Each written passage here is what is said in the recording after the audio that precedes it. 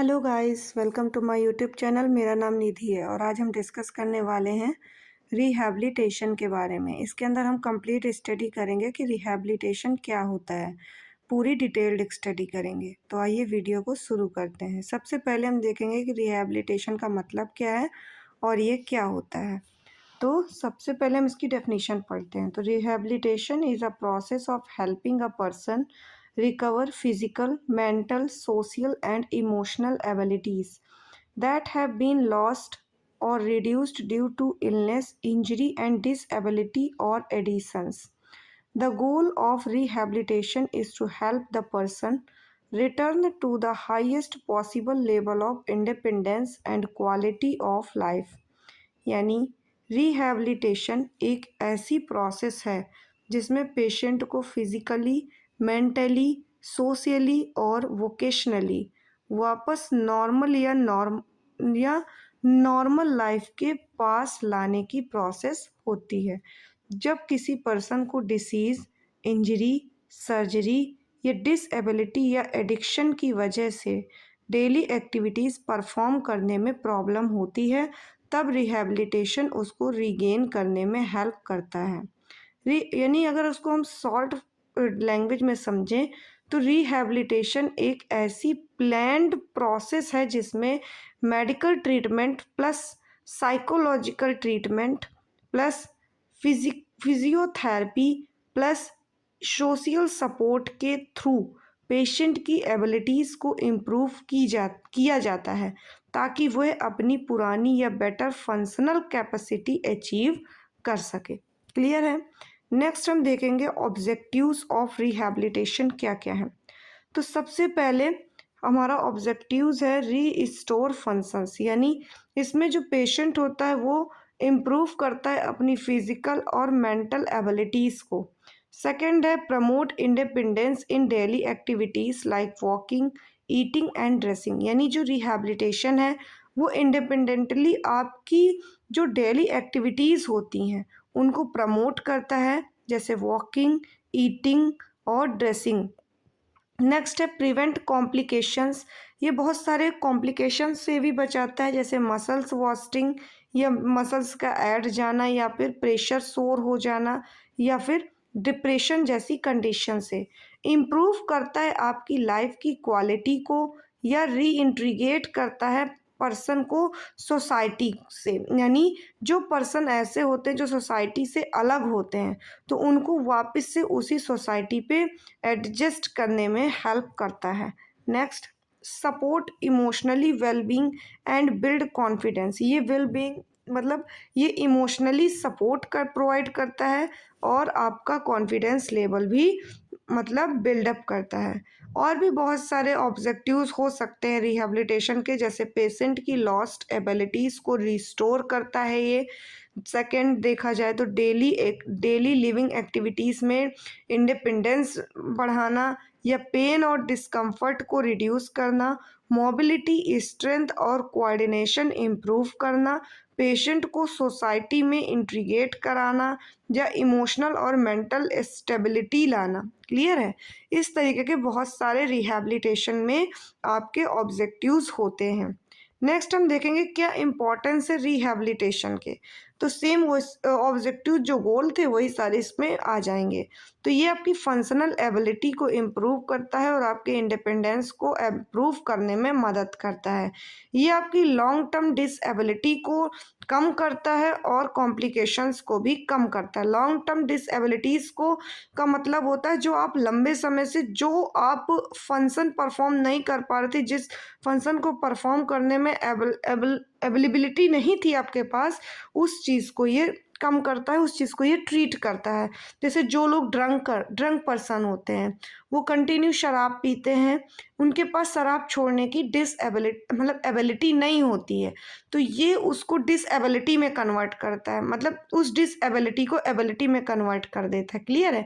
यानी उनको नशा मुक्त केंद्र में ले जा करके हम उनको शराब छुड़वा सकते हैं। तो यानी उनके पास एबिलिटी नहीं थी शराब छोड़ने की, लेकिन हमने रिहैबिलिटेशन सेंटर में भेज करके उनको शराब मुक्त बना दिया। नेक्स्ट, इन्हेंस करता है आपकी सेल्फ इस्टीम को और सोशल पार्टिसिपेशन को इन्हेंस करता है, प्रमोट करता है आपकी फिजिकल और मेंटल रिकवरी को, and all people to live productive and meaningful lifes. Clear है? Next, types of rehabilitation. So there are many types of rehabilitation.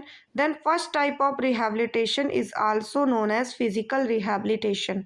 Then first rehabilitation, physical rehabilitation point is focus on improving movement. यानी जो physical rehabilitation है उसमें हम patient की movement को improve करते हैं, स्ट्रेंथ को इम्प्रूव करते हैं और फिजिकल फंक्शंस पर फोकस करके हम उन चीज़ों को सुधारते हैं। सॉरी,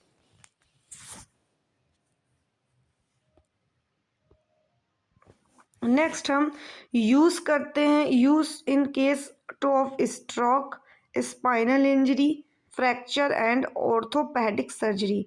यानी जो ये फिज़िकल रिहैबिलिटेशन हम उन पेशेंट को प्रोवाइड कराते हैं जो स्ट्रोक के पेशेंट हो, जिनमें स्पाइनल इंजरी हुई हो या फिर किसी प्रकार का फ्रैक्चर हुआ हो या ऑर्थोपेडिक सर्जरी हुई हो, हम उन पेशेंट्स को फिज़िकल रिहैबिलिटेशन में प्रोवाइड करते हैं। इसके अंदर हम physiotherapy, exercise therapy and mobility training और प्रोस्थेटिक थेरेपीज प्रोवाइड कराते हैं। ऑक्यूपेशनल रिहैबिलिटेशन के अंदर हम लोग जो मतलब डेली वर्क स्किल सिखाना, जैसे ड्रेसिंग, ईटिंग, राइटिंग, ये सारी चीज़ें हम उनकी मदद करते हैं। डेली एक्टिविटीज़ को परफॉर्म करने में हम पेशेंट की हेल्प करते हैं। नेक्स्ट, इसमें हम इन्वॉल्व करते हैं ऑक्यूपेशनल थेरेपिस्ट को, जिसमें पेशेंट को डेली लाइफ इंडिपेंडेंट बनाना हमारा मोटिव होता है। यही चीज़ इसमें दिया गया है कि जो हमारे नॉर्मल रूटीन है, जो हमारा रोज़मर्रा के काम है, वो सारे काम हम इसके अंदर पेशेंट को सिखाते हैं इन सेंटर्स के अंदर। नेक्स्ट है हमारा cognitive rehabilitation centre. Cognitive rehabilitation centre के अंदर हम जो पर्सन की मेमोरी लॉस हुई हो, किसी प्रकार की ब्रेन इंजरी हुई, या पेशेंट हमारा डिमेंशिया का पेशेंट हो या स्ट्रोक का पेशेंट हो, उसको हम कॉग्निटिव रिहैबिलिटेशन में ले जाते हैं और उनके अटेंशन पर फोकस करके, कंसंट्रेशन पर फोकस करके, रीजनिंग पे या मेमोरी ट्रेनिंग में फोकस करके हम उनको ट्रीट करते हैं। नेक्स्ट, हम पेशेंट को speech and language rehabilitation centre भेजते हैं, जहाँ पे जो हमारे स्पीच थेरेपिस्ट होते हैं, जो हम लोग स्पीच थेरेपिस्ट की मदद से थेरेपी प्रोवाइड करते हैं, जो आपको स्पीच करवाने में, सॉल्विंग में और कम्युनिकेशन प्रॉब्लम को दूर करते हैं। ये हमारे स्ट्रोक पेशेंट्स के लिए यूज़फुल होती है, चिल्ड्रंस के लिए, और स्पीच डिले, जो लोग देर से बोलना सीखते हैं उनके लिए, या पोस्ट सर्जरी पेशेंट्स के लिए रिहैबिलिटेशन सेंटर्स इम्पॉर्टेंट रहते हैं। नेक्स्ट है हमारा साइकोलॉजिकल रिहैबिलिटेशन सेंटर। नेक्स्ट हम इसके अंदर हम पढ़ेंगे कि जो साइकोलॉजिकल रिहैबिलिटेशन सेंटर्स होते हैं उसमें हम पेशेंट को इमोशनली और मेंटली वेलबींग सपोर्ट प्रोवाइड करते हैं। इसके अंदर हम पेशेंट को counselling, behaviour therapy, stress psychotherapy और डिप्रेशन मैनेजमेंट प्रोवाइड करते हैं। ये हम मोस्टली डिप्रेशन के पेशेंट में, एंजाइटी के पेशेंट में और ट्रॉमा रिकवरी में यूज़ करते हैं। क्लियर है? नेक्स्ट है हमारा social rehabilitation centre. Social rehabilitation centre के अंदर हम पेशेंट की हेल्प करते हैं सोसाइटी पे एडजस्ट होने के, यानी रीएडजस्ट करने, पेशेंट को सोसाइटी में कैसे रीएडजस्ट करना है, ये सब हम सोशल रिहैबिलिटेशन सेंटर में सिखाते हैं। इसमें हम पेशेंट को इन सोशल स्किल डेवलपमेंट कराते हैं, फैमिली सपोर्ट प्रोवाइड कराते हैं, कम्युनिकेशन इंटीग्रेशन प्रोवाइड कराते हैं, जिसकी मदद से जो पर्सन होता है, जो पेशेंट है, वो हमारा वापस से अपनी ही सोसाइटी में रीएडजस्ट कर पाता है। नेक्स्ट, हम पेशेंट को drug and alcohol rehabilitation provide कराते हैं। इसके अंदर हम पेशेंट को सब्सटेंस डिपेंडेंट बनाते हैं, यानी कि जो पेशेंट होते हैं ना, जो डिपेंडेंट हो जाते हैं पूरी तरह से हमारे जैसे कोई ड्रंक पेशेंट है जो शराब इंटेक करता है, शराब पीता है, वो पूरी तरह से डिपेंडेंट हो जाता है अल्कोहल पे, तो हम अल्कोहल रिहैबिलिटेशन सेंटर यानी इसका नशा मुक्ति केंद्र जिसे हम बोलते हैं, वहाँ पे हम भेजते हैं और पेशेंट को उस सब्सटेंस से इंडिपेंडेंट करते हैं। इसमें हम डिटॉक्सिफिकेशन का यूज़ करते हैं, काउंसलिंग का यूज़ करते हैं, बिहेवियर थेरेपी या रिलैप्स प्रिवेंशन हम करते हैं, जिनकी मदद से हमारा पेशेंट प्रॉपरली अपनी नॉर्मल लाइफ को जी सकता है। नेक्स्ट, किन किन फेजेस, कितनी फेजेस या प्रोसेस होती हैं आपकी रिहैबिलिटेशन के अंदर, जिसमें हमारी सबसे पहली प्रोसेस होती है असेसमेंट।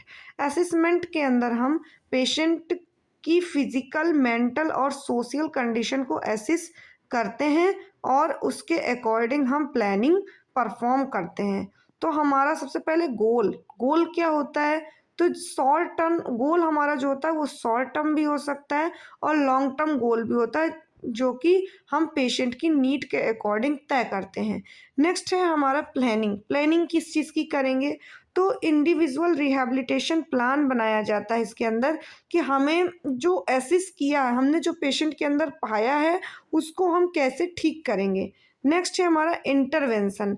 इंटरवेंशन या हम इम्प्लीमेंटेशन बोल सकते हैं।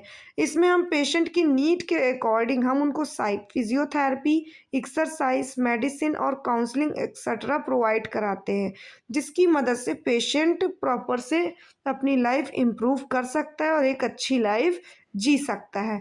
नेक्स्ट, हम पेशेंट को इवैल्यूएशन करते हैं, जिसमें हम पेशेंट को इम्प्रूवमेंट चेक किया जाता है और प्लान को मॉडिफाई किया जाता है इसके अंदर। नेक्स्ट है हमारा रीइंटीग्रेशन। रीइंटीग्रेशन के अंदर पेशेंट को कम्युनिटी और वर्क लाइफ में दोबारा इन्वॉल्व किया जाता है। क्लियर है, यानी अगर हमारा पेशेंट ठीक हो जाता है तो हम पेशेंट को नॉर्मली रीइंटीग्रेशन फेज पे भेज देंगे, यानी वो अपनी लाइफ को दोबारा से अपने घर परिवार के साथ, अपनी सोसाइटी के साथ इजीली जी सकता है। लेकिन यदि वो पेशेंट के अंदर कोई भी चेंजेस या बर्ताव ठीक लगना हमें समझ में नहीं आता, तो हम वापस से उसकी प्लानिंग करेंगे और वापस से उसको हम इवैल्यूएट करेंगे। क्लियर है। नेक्स्ट हम देखेंगे रिहैबिलिटेशन सेंटर पे हमारी कौन कौन सी टीम प्रेजेंट होती है। तो एक मल्टी डिसिप्लिनरी टीम होती है जो कि आपको रिहैबिलिटेशन सेंटर्स में सपोर्ट प्रोवाइड करती है। तो सबसे पहले हमारे साइकेट्रिक, फिजियाट्रिक होते हैं, जिसे हम रिहैबिलिटेशन डॉक्टर्स बोलते हैं, या फिर हमारे फिजियोथेरेपिस्ट होते हैं, ऑक्यूपेशनल थेरेपिस्ट होते हैं, स्पीच एंड लैंग्वेज थेरेपिस्ट होते हैं जो कि हमें बोलने में हेल्प करवाते हैं, साइकोलॉजिकल थेरेपिस्ट या साइकेट्रिस्ट होते हैं, नर्सेज होती हैं, सोशल वर्कर होते हैं और न्यूट्रिशनलिस्ट होते हैं, या फिर family member and care giver भी हमारे रिहैबिलिटेशन सेंटर के अंदर मौजूद होते हैं। तो आज के वीडियो में इतना ही। यदि आपको ये वीडियो क्लियर हुआ हो, आपका रिहैबिलिटेशन से रिलेटेड जो आपका टॉपिक है, इससे रिलेटेड जितने भी डाउट हैं, यदि आपके क्लियर हुए हों, तो आप लोग मेरे चैनल को लाइक करें, वीडियो को लाइक करें, चैनल को सब्सक्राइब करें एंड बेल आइकन को प्रेस करें। Thank you. और भी लोगों पे मेरे चैनल को प्रमोट करें और शेयर करें। Thank you.